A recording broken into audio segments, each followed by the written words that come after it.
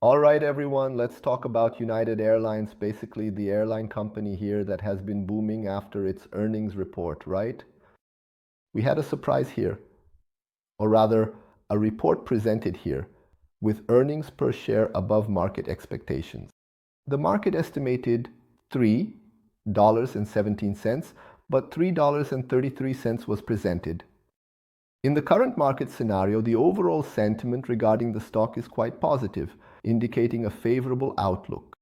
When we look at the financial aspect of airlines, which is not a very simple matter, it is quite complex, but it highlights some very important points.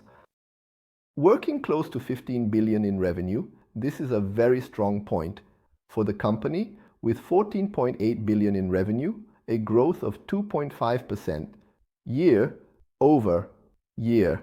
It may seem small, but the comparison here to a year ago is a growth of 12.5%. So think about that growth later, plus another 2%. Obviously, post-pandemic growth is also a factor here. Gross profit working here at 5.2 billion, compared to 5.5 billion in the last quarter and 5.1 billion in the year.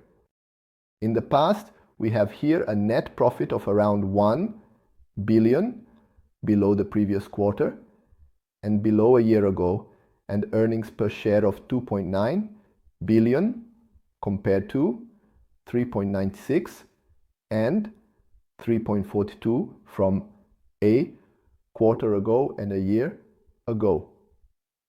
When we look at dividends, it is a company that is not in a strong position to pay dividends, meaning we do not have dividends for the company, so those investing in the company are seeking capital growth. When we look at this, we see that from the end of September to October, those seeking this growth are doing very well, thank God. Basically, from July to September, we have an appreciation of 22%, which is good for a quarter, but now this appreciation is already at 56%, a massive upward movement. The stock is in what we call an upward trend, but this upward trend is very stretched. What is happening? It has risen a lot in a short period of time. This is what we call euphoria.